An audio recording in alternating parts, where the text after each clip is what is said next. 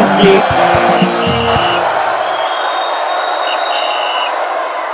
right, guys, welcome back to Final Solution. I bring you the best and nothing but the best when it comes to sports, from sport news to fans' reaction, pre and post analysis. And trust me, we'll bring it to you as it happen. Ugochukwu. My bro, You're welcome on thank board. you, boss. Thank You can always be part of us on social media platform on Facebook, Final Whistle 931, on TikTok, Final Whistle 931, on Twitter, known as X, Final Whistle 931. Which will bring you the full package, also Final Whistle 931. We also have a lot of package for you over the week as you can catch official on Chelsea Corner every Monday and AY Tactical Crossfire. You can also be with me on every Tuesday as I bring to you Nigeria Corner. We'll talk about how our players are doing very well. Now, Gochukwu, she's talking about the Nigeria versus Libya saga that happened of recent. We are still looking at some decisions that are going to be made by the CAF, and some legal procedures to it and all those things. What do you have for us on that?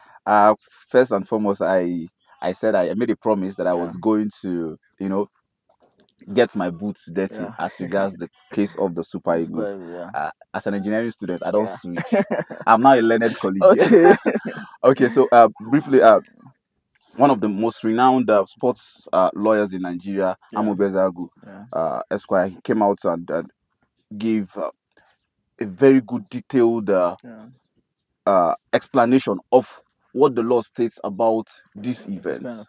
Yes, and now this is not only about Nigeria, but also the Libyan side. Yesterday we made productions as Libya brought out a video of the treatment that they faced in Nigeria as well, while we also have enough evidence there in the social media space about what our players faced while in Libya, and this is a bit conflicting. But now there's the law. What the law states. Before talking about the law, you know that video is subject to investigation. Sure. Because what they are showing us, I don't think is the same thing. At this point, it is not for us to judge. That is why it is left for CAF and its regulations to do the needful. Now the question is now, can CAF uphold the law in this case? Because whether we like it or not, this whole thing has brought in a lot of controversies. We've had talking points, we've had a lot. People say different things as regards to the thing, but now it is about what does the law say about this. Quickly, Article 16, subsection 9 of the game states that the matches shall be played in compliance with the laws of the game. Now, the laws of the game always endeared fair play. Now, in this case, fair play before, during, and after the match. We all know what fair play is. But by the law, what the law states is fair play means extending warm hands of welcome to your visiting nation. And we can all agree that that was not what happened in Nigeria versus Libya saga. Can we say Libya faced the same fair play issues when they came down here? I think the answer is no. Because now when you talk about warm welcoming hand, it means there must be a recipient at the airport. Was that the case in our own? Yes, we received them at the airport. But it was their own. What they are projecting is the fact that they did not want to pay for the extra cost of moving the flight, getting a chartered flight from Port Harcourt to Uyo. Our own case is different. Ours was on the air. We saw the Tunisian pilot come to give us his account of the incident. Ours was on the air. They did a diversion of the plane. That's gone. Now let me talk about the CAF regulations on international airports. Section 16, subsection 14. Article 16, subsection 14 of the CAF regulation provides that if an international airport is in the city where the match will be held, or near the city by less than 200 kilometers, the visiting team wishes to use that airport, the host nation must provide facilities for that host for the visiting team to use that airport. So that's where the Benghazi and Benina's case comes in place. But let me talk about Uyo and Port Harcourt. Where was the venue? Uyo. We had an airport in Uyo, right? They did not land there, which was their own fault. We told them, okay, charter a plane and come over. They did not want to do that. They wanted Nigeria to bear the cost. In football, you have to bear your own cost of coming to a host nation. Now, when we went to Benghazi, when we wanted to go to Benghazi, Yeah.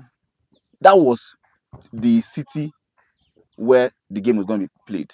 So that was why we chose to land there, Benghazi, yeah. which is in line with the section 16, subsection 14 of the CAF constitution. Yeah. So we did not breach. You get, but they refused us to land there. They took us down to Benina, which is over 200 kilometers, as stated by the law. Over 200 kilometers away from where the game will be played. So this is strike 2 now. By these 2 laws, you see that Libya is already facing something. I think they're in big trouble. They're in big trouble. Now let's even go further. Now the good thing about it, by so doing, as you have breached this particular law of not allowing them to land in the city, you have intentionally compromised the integrity of the game. Because the integrity of the game does not only mean the officiating in the pitch. It means the health care of the players that are coming. The accommodation and everything. The accommodation. This whole thing encompasses the integrity of the game that you see. The game is 90 minutes, yes. But it's beyond that 90 minutes. Because if they don't sleep well, if they don't have good distance, they cannot perform on the pitch. And so you see that strike 2 on them. Now finally, let's talk about the article that says that talked about what is going to be the repercussion of these actions. Right.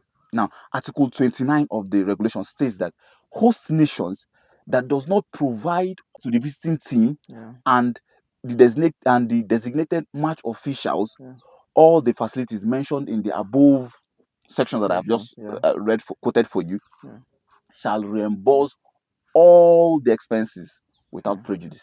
Okay. And so I think that's another tough one for them. So it means we are going to be getting our money back. All the money spent for to and fro will be, by CAF's rules, will be refunded back to us. Will it be refunded back to their Libya case? Will it be refunded back to them as regards to what happened in Nigeria? The answer is no.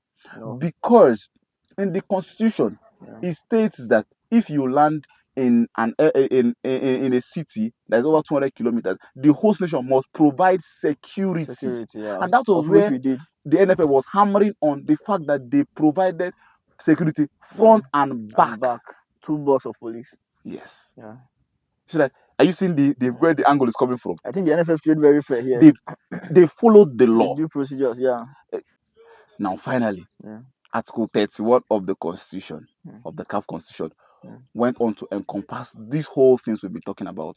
One, it states that it further outlines that the receptions requirements must be met.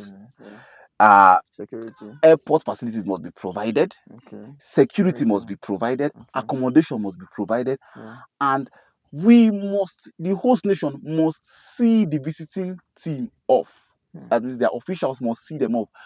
It's not be I say you go after the match and you go let them go. Your fans go attack them.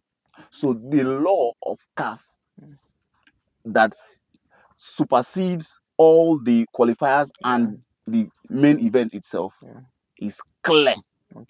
And by that, by our interpretation, this is a very, very, very clear to a layman. It's visible to the blind. This is clearly showing that yes, the Libyans are in for their money. I think they are being trouble. Now it's just going to be. All the whole thing is beginning to make a lot of sense right now. So most likely, from this conclusion, I would predict that they might not do a walkover. Okay, maybe it's going to be a rematch. I'm going to see. We're most likely going to see a rematch. But a rematch. It won't be in the same ground. It wouldn't be in the same ground. We're going to see a rematch, and again, we're going to see refunding, because that's what the law states. There's going to be a reimbursement of all the monies that were spent, of the expenses that was made. You get, so that is most likely what is going to happen in this whole event. Okay, I think call me my learned colleague. My brother. Wait till we don't go for Super Eagles. I swear. I think the whole thing is going to become to make sense right now. I'm loving the way it's going. I think the Libya side is in big trouble. Now let's watch out for CAF and see if they're going to take but they're going to uphold the laws, the regulations exactly, that they created that by they themselves. created. Exactly. I don't think they are going to dodge it. It's there. It's law. It's constitution. This is not the Imo State election, Exactly. where you or the Kogi State election, where you the law states one thing and you do another. Let us see this one. We'll follow this one. Oh, thank you so much, Ugochukwu. That's our Thank you, my time on brother. Final Whistle. Don't forget to always like, share, comment, and subscribe. Let's know what you feel about the solution in the comment section. What our barrister here has brought to us. Let's hear your opinion in the comment section. We'll see you again next time. Thank you.